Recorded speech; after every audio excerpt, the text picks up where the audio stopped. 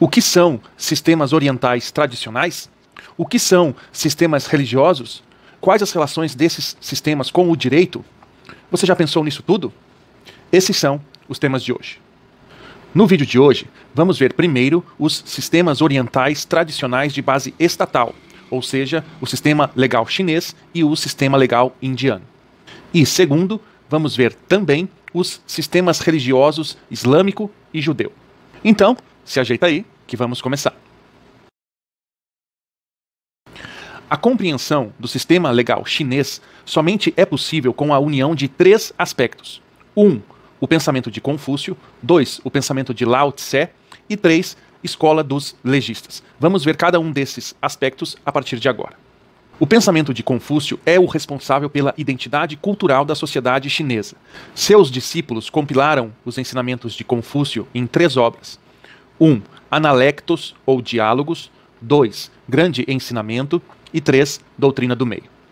O pensamento de Confúcio é ético, concentrando-se na prática de valores que orientam a vida e as ações do ser humano, desde as decisões mais comuns até as decisões políticas. As virtudes são questionadas na alma, que busca o compromisso do caminho certo, reto e justo. As principais virtudes são a benevolência e a generosidade com relação à alteridade.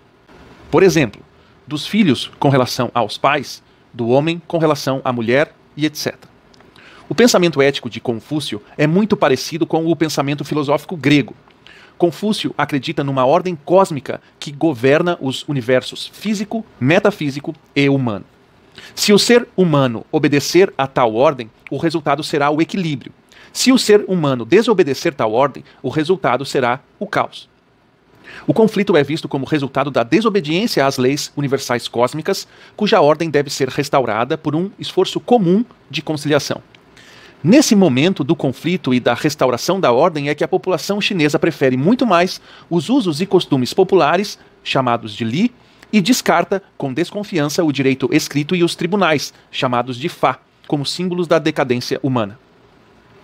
Lao Tse também acredita na ordem cósmica que governa os universos físico, metafísico e humano. Seu pensamento ético está exposto na obra Tao Te Ching, um conjunto de 88 poemas que constitui o taoísmo. As virtudes são resumidas em 5: sabedoria, serenidade, bondade, suficiência e modéstia, sendo importantes para decisões diárias e governamentais. A escola dos legistas surgiu na história chinesa como uma reação à tradição costumeira do confucionismo e do taoísmo. A escola dos legistas defende a centralização política, a ordem no lugar de guerras e conflitos e leis severas de fonte estatal. O resultado da escola de legistas foi a criação de um direito escrito e legislado, o Fa, com vários códigos, civil, penal, processual e leis comerciais, dentre várias outras. Vale lembrar que o conflito do Fa, direito escrito, com o direito costumeiro, o Li, é constante. Se levarmos em consideração que mais de 1/7 da população mundial vive nesse sistema legal chinês, só isso já é o bastante para concluirmos pela sua importância. A compreensão do sistema legal indiano somente é possível com a união de 2 aspectos, o hinduísmo e o colonialismo. Vamos ver cada um desses aspectos a partir de agora. O hinduísmo é uma religião milenar politeísta. Baseia-se nos textos sagrados chamados Vedas, ou Vedas. Seus preceitos sagrados se dividem em 4 áreas: o Dharma, dever, o Artha, prosperidade, o Kama, prazer, e a Moksha, espiritualidade. O Dharma é o nome que o hinduísmo dá à ordem cósmica que governa os universos físico, metafísico e humano. A finalidade da ação humana, seja ela ética, política, estética e etc., é manter e conservar a ordem e o equilíbrio do mundo.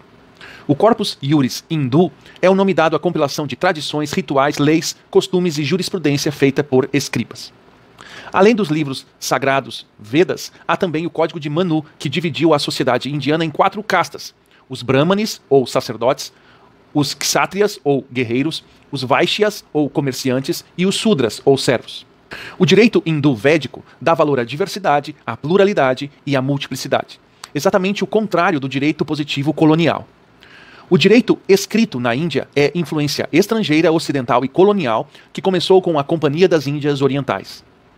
A Índia foi se adaptando à influência da Common Law em razão de sua adaptação econômica e identidade nacional. Os hebreus ou israelitas são um povo seminômade de origem semita, cuja cultura tem sua origem na terra de Canaã. Sua novidade é ser monoteísta. Na época de Salomão, construiu um templo no Monte Sião, em Jerusalém, com um forte espírito nacional e unificador. No entanto, com a morte de Salomão, o povo hebreu se desagrega, se dispersa em 12 tribos. Umas tribos foram para Israel, no norte. Outras foram para Judá, no sul.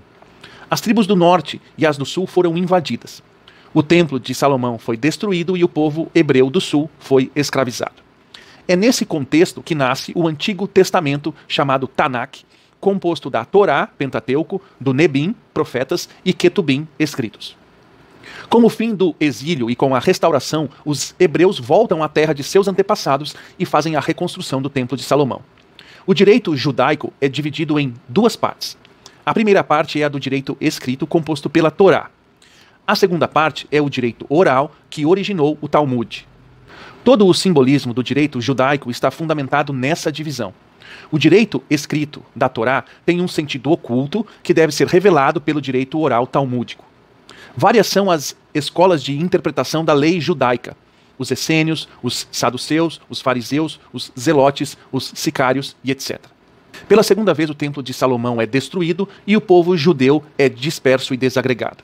Assim, os judeus formaram duas comunidades, a da Babilônia e a de Jerusalém, cada uma com seu próprio direito oral talmúdico.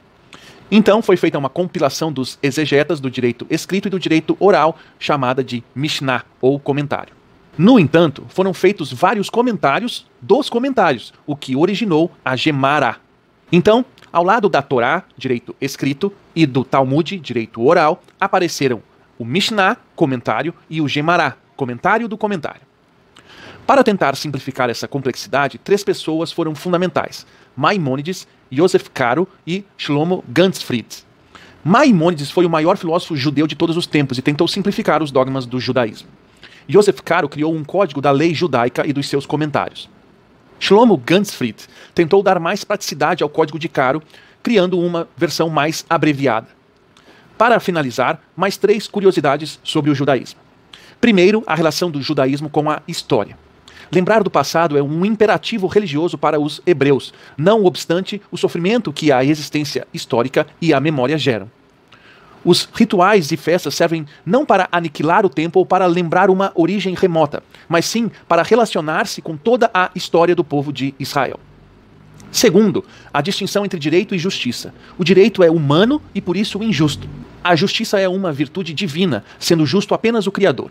No entanto, se a justiça divina fosse mesmo aplicada com rigor, devoraria todos os seres humanos, pois todos são pecadores.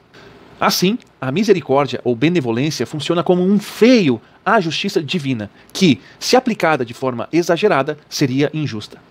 Isso lembra a equidade grega e romana, que serve para corrigir o rigor da justiça para que não se torne injusta. Terceiro, a distinção entre direito judaico e direito israelense.